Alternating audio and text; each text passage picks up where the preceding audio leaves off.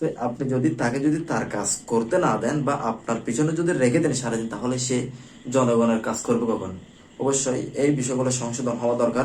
এখানে হাসান আব্দুল্লাহ ভাই যে বিষয়গুলো রয়েছে, টাকা মাইনাস, এই যে বিশ্রাম, গাড়ি লাগবে, এই যে গাড়ি ভাড়া, ঘর ভাড়া, বেতন, সবকিছু মিলিয়ে যে বিষয়গুলো এখানে তুলে ধরছে, অবশ্যই এই সব বিষয়গুলো সংশোধন হওয়া দরকার। পুলিশের যে সদস্য যান তাকেই কিন্তু এই খরচটা বহন করতে হয়।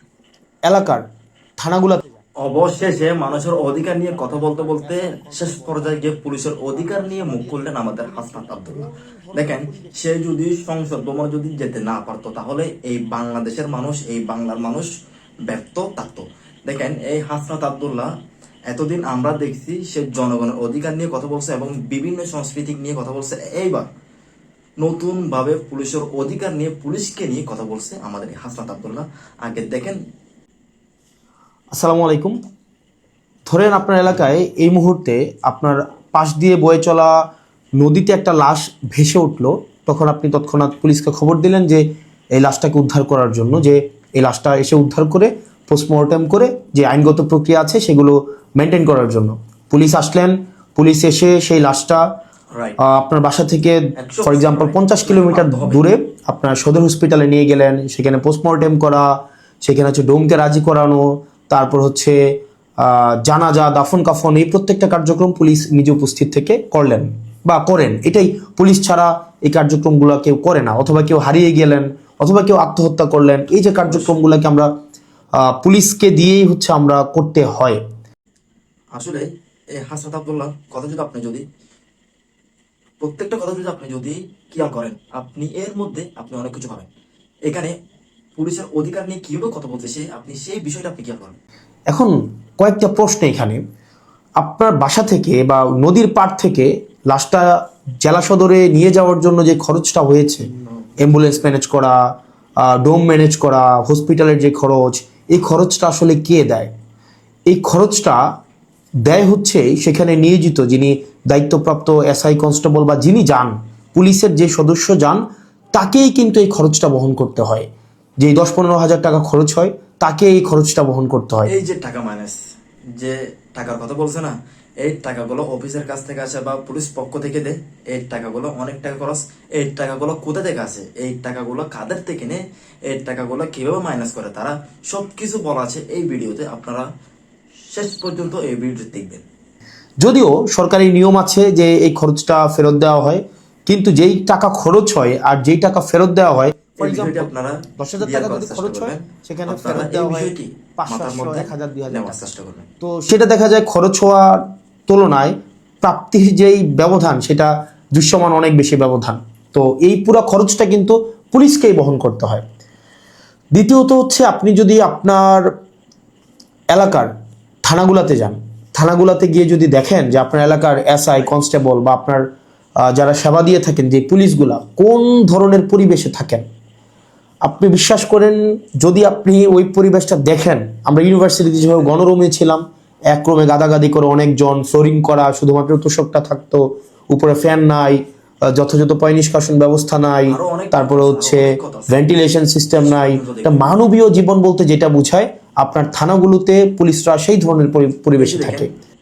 বিশ্রাম, গণরুম, একটা মানুষ এই বিষয়টি জানবে যারা হোস্টেলের মধ্যে ছিল, আর যারা ঘন মানুষের ভিড়ে যারা বসবাস করছে তারাই জানবে যে সারাদিন কাজ করে আসার পরে যদি আমরা সঠিকভাবে যদি বিশ্রাম নিতে না পারি বা ঘুমাতে না পারি, আমরা যদি পানি বা পাঙ্খা সবকিছু মিলে আমরা যদি বিশ্রাম আমাদের মনের মতো যদি না হয়, তাহলে ভাই এইটা এর চেয়ে কষ্ট আর কোনো কিছু নেই। এখন একটা পুলিশ আপনার ডিউটি করে এসে রাতে যদি এই ধরনের একটা পরিবেশে ঘুমায়, আমরা কি তার কাছ থেকে প্রত্যাশিত সেবা আমরা কিভাবে এক্সপেক্ট করব? মানে এটা এটা একটা মানবীয় জীবন থানাগুলাতে আসলে পুলিশের জন্য ব্যবস্থা করা হয়েছে। এত বছরেও পুলিশ এই সেবাগুলোতে, এই মৌল মানবিক পুলিশের যেই বেসিক যে সেবাগুলা, সেগুলো এখনো পর্যন্ত কিন্তু সংস্কার করা হয়নি। তৃতীয়ত, সবচেয়ে গুরুত্বপূর্ণ এবং তৃতীয়ত যেই অসুবিধাটি আমি থানাতে দেখলাম এই কয়েক মাসে, সেটা হচ্ছে আপনার থানা থেকে একটা অপরাধ কার্যক্রম সংগঠিত হয়, ফর এক্সাম্পল 15 কিলোমিটার 20 কিলোমিটার দূরে। একদিনে অনেকগুলো অপরাধ কার্যক্রম সংঘটিত একটা থানায় হতে পারে। পারিবারিক কলহ, মাদকের সমস্যা, ছিনতাই, ডাকাতি, চুরি, একাধিক সমস্যা সেখানে ঘটতে পারে। এখন প্রশ্ন হচ্ছে, একটা থানায় যদি আমার 16-17টা ইউনিয়ন, 20টা ইউনিয়ন, কোনো কোনো জায়গায় তারও বেশি ইউনিয়ন, প্রত্যেকটা জায়গায় যদি কোনো ধরনের অপরাধ কার্যক্রম সংঘটিত হয়, ধরি 10টা জায়গায় সংঘটিত হইলো বা 5টা জায়গায় সংঘটিত হইলো, আমার এই 5টা জায়গায় কিন্তু তাৎক্ষণিক রেসপন্স করতে হয়। এখন তাৎক্ষণিক যদি আমরা রেসপন্স করতে চাই, সেই জায়গাগুলোতে পৌঁছাইতে অবশ্যই আমাদের গাড়ির প্রয়োজন। মানে গাড়ি ছাড়া পায়ে হেঁটে তো নিশ্চয়ই এই ধরনের কার্যক্রমগুলোতে কখনোই পুলিশ তড়িৎ কোনো সিদ্ধান্ত বা তড়িৎ কোনো অ্যাকশন নিতে পারে না। কিন্তু আপনি যদি থানাগুলো যান, দেখবেন কোনো থানায় 10টা গাড়ির প্রয়োজন, 6টা গাড়ির প্রয়োজন, সেখানে থানাকে দেওয়া হয়েছে 1টা গাড়ি, 2টা গাড়ি। এই যে গাড়ি, হাসনাত আব্দুল্লাহ যে গাড়ির কথা বলছে, একটা থানার মধ্যে যদি গাড়ির 10টা লাগে, আপনি যদি সেখানে যদি একটা গাড়ি দেন, তাহলে কিন্তু ও দায়ভার কে নিবে? দায়ভার নিতে হবে সরকারকে। যদি একটা গাড়ি দেয়, তাহলে কিন্তু ওই পুলিশ, ওই থানা জনগণের কাজ সঠিকভাবে আদায় করে দিতে পারবে না। অবশ্যই তাদের যতগুলো গাড়ির প্রয়োজন, ততগুলো গাড়ি দরকার একটা থানার মধ্যে। যদি 10টা গাড়ি লাগে, 10টা গাড়ি প্রয়োজন, কিন্তু আপনি ওই 10টার মধ্যে একটা গাড়ি দিয়ে তাদেরকে বুঝ দিতে পারবেন না। এখন পুলিশ তার বাসায় বসে থাকে না। আপনি কল দিলেন যে এখানে ঝামেলা হয়েছে, মানুষ মারা গিয়েছে, চুরি হয়েছে, খুন হয়েছে, পুলিশ কিন্তু আসতে হয়। তাহলে পুলিশ কিভাবে আসে? পুলিশ দেখা যায় একটা ভ্যান ভাড়া করে, একটা অটো ভাড়া করে, অথবা দেখা যায় একটা লেগুনা ভাড়া করে, সেইটা করে কিন্তু তাকে যেতে হয়। ওই যে ভাড়ার টাকাটা, এই ভাড়ার টাকাটাও কিন্তু পুলিশের পকেট থেকে দিতে হয়। এই যে মূল মূল কাহিনী হচ্ছে এখানে, গাড়ি ভাড়ার টাকা কোথা থেকে ম্যানেজ করে? গাড়ি ভাড়ার টাকা নাকি থানার থেকে, নাকি পুলিশদের কাছ থেকে, নাকি জনগণের কাছ থেকে? দিন শেষে তারা ওই টাকা আদায় করে নেয় জনগণের কাছ থেকে। আপনাকে মানতে হবে অবশ্যই। তারা টাকা কিভাবে মাইনাস করে এটা আমরা সকলে জানি। বর্তমানে প্রজন্মের যারা রয়েছে মানুষ, সকলেই জানে পুলিশ টাকা কিভাবে মাইনাস করে। দ্বিতীয়ত, এই যে ভাড়া করে যাওয়া আসা, তার যে এই সময় নষ্ট হয়, সেক্ষেত্রে দেখা যায় যারা অপরাধ সংঘটিত করে তারা কিন্তু ইতিমধ্যেই সেই জায়গা থেকে চলে যায় এবং আমরা সেবা বঞ্চিত হই। সেজন্য আপনি যদি পুলিশকে যুগোপযোগী করতে চান, পুলিশকে যদি আপনি তার সেবা তাৎক্ষণিক জনগণের কাছে পৌঁছাইতে চান, অবশ্যই তার ট্রান্সপোর্টেশন ব্যবস্থাটা অবশ্যই যথাযথভাবে করতে হবে। আপনি পুলিশকে ট্রান্সপোর্টেশনের গাড়ি দিবেন না। গাড়ি বলতে এখানে একটা পুলিশকে একটা গাড়ি, এটা বোঝানো হয় নাই। একটা কাভার্ড ভ্যান দেন, 10টা পুলিশ একসাথে মুভ করতে পারে। তারপর একটা থানায় যদি আপনি 5টা 6টা গাড়ি দেন, তাহলে সেক্ষেত্রে কিন্তু ওই এলাকার অপরাধ কার্যক্রম অবশ্যই দৃশ্যমান কমে আসবে। কারণ পুলিশ ইমিডিয়েট রেসপন্স করতে পারবে। কারণ পুলিশ যদি ইমিডিয়েট রেসপন্স করতে না পারে, অপরাধ সংঘটিত হয়ে যাওয়ার পরে যদি রেসপন্স করতে হয়, সেক্ষেত্রে দেখা যায় দিন শেষে অপরাধী কিন্তু পালিয়ে যায়। সেজন্য পুলিশের দক্ষতা, পুলিশের সেবা যদি আপনি জনগণের দ্বারগোড়া পৌঁছাতে চান, অবশ্যই আপনার ট্রান্সপোর্টেশনের ব্যবস্থা উন্নতি করতে হবে। এখন আমাদের বিদ্যমান যে পুলিশ ব্যবস্থা রয়েছে, এই পুলিশ ব্যবস্থার আমি থানাগুলোর কথা বলবো। থানাগুলোতে তাদের অ্যাকোমোডেশন সমস্যা, তাদের বাসা, তাদের থাকার জায়গা নাই ঠিকঠাকভাবে, গণরুমের মতো তাদেরকে থাকতে হয়, এবং তাদেরকে যে বেতন দেওয়া হয়, এই বেতন দিয়ে যে একটা স্বাভাবিক জীবনযাপন করবে, সেটা কোনোভাবেই সম্ভব না। এই যে বেতন, আমরা ছোট থেকে শুনে আসতেছি যে পুলিশদের বেতন একদমই নর্মাল, কিন্তু দিন শেষে তাদের মাসিক যে আয় থেকে ব্যয় বেশি। তাদের যে খরচ, তাদের বেতন যদি 19,000 টাকা হয়, তাদের খরচ হয় 30,000 টাকা। এই টাকাগুলো কোথা থেকে আসে? অবশ্যই ঘুষ এইগুলা থেকে ওই টাকাগুলা চলে আসে। কিন্তু আপনি যদি তাদেরকে যদি সঠিক বেতন বোঝাই দিতে না পারেন, তাহলে অবশ্যই তারা মানুষের উপর জুলুম করবে। তারা অবশ্যই তাদের পাওনা যদি না পায়, তারা কিন্তু পাগল হয়ে যাবে। তারা অবশ্যই মানুষকে হয়রানি করবে। তারা ওই বেতনের জন্য, ওই টাকার জন্য, সঠিক টাকা খরচ করার জন্য, সঠিকভাবে টাকা খরচ করার জন্য অবশ্যই তাদের থেকে জনগণকে হয়রানি করতে হচ্ছে। ঠিক আছে? এখন দেখেন, আপনি যদি তাদেরকে যদি বেতন পরিপূর্ণভাবে যদি দিয়ে দিতে পারেন, তাহলে আমার মনে হয় যে আগের থেকে এখন অনেক কিছু কমে যাবে।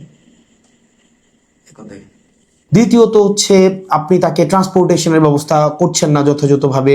আপনি তাকে দেখা যাচ্ছে যে আপনি তাকে ঢাল তরোয়ার ছাড়া, ট্রান্সপোর্টেশন ছাড়া আপনি অপরাধী ধরতে পাঠাচ্ছেন, টহল দিতে পাঠাচ্ছেন, সেক্ষেত্রে কিন্তু তাকে ট্রান্সপোর্টেশন ম্যানেজ করা এবং সেখানে যে ভাড়া মেটানো সেটাও কিন্তু তার পকেট থেকেই করতে হয়।